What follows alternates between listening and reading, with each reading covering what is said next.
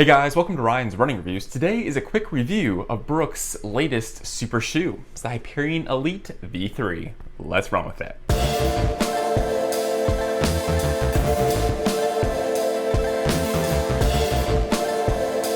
Before we get started, I do want to say these shoes were provided to me by Roadrunner Sports. However, didn't have a chance to preview this video, and this file synopsis is my own. I'd also like to say please leave a like on the video and consider subscribing. Here we go. The Hyperion Elite 3 is the fastest road running shoe that Brooks makes. It's basically their race day shoe designed for half marathons and or full marathons. Because this is a super shoe, it costs $250 and comes in at 8.1 ounces, which is roughly a half ounce increase compared to the previous version. Now, 8.1 ounces for a super shoe is, I guess, kind of heavy, although it does feel very light on foot. Now, with regard to stack height, same as last year, we're gonna get 37 millimeters in the heel, 29 in the 4'4". Again, that same 8 millimeter drop.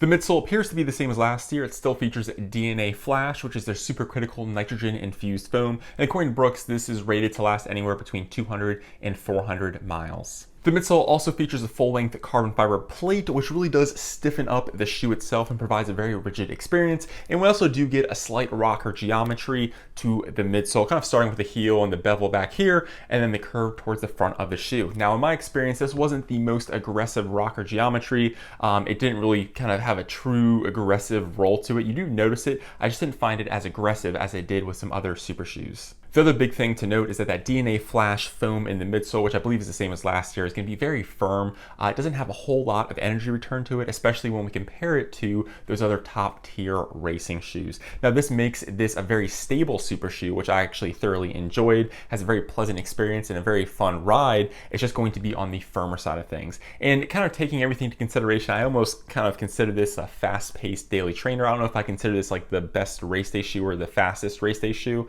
but it's more considered in my mind to be like a fast-paced daily training shoe. Now, at $250, that's a very expensive daily training shoe, but it is fun to run in. It just might not be the fastest or liveliest experience underfoot, mainly because one, the foam isn't the bounciest, doesn't have the most energy-filled experience to it, and I didn't think the rocker and the carbon fiber plate was the most aggressive experience. Moving on to the upper, this is where all the updates took place. We now get a quick knit upper, which is very comfortable, very breathable, and extremely thin. The upper fit true to size, and again, the material felt very nice. And I will say this has a little bit more room to it compared to other racing shoes, which are much more snug and have a much more, I guess, tight fit, where this felt a little bit more traditional, a little bit more like a daily training type fit. So I was really happy with it. It worked well, and again, it fit true to size. It just might not be the racing upper experience that you might expect.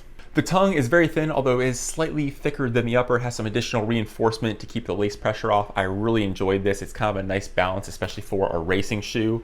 And it's an interesting gusseted setup because it's attached on the lateral side and is gusseted on the medial side. The laces here are actually pretty cool because they're ribbed. They have all these little notches very close together, which creates more surface area and prevents them from slipping. And I actually thought this worked very well. I didn't have them fall apart on me while I was running. Now, another small touch that I thought was very nice, you have this little piece of yellow material here that's elastic, and this is meant to hold your laces. So I actually kind of like this. I hope more shoes do this, where you can have a elastic piece of material that your laces go under, so you don't have to kind of, I guess, finagle them into the laces themselves. You just kind of tie them underneath this little elastic piece of material.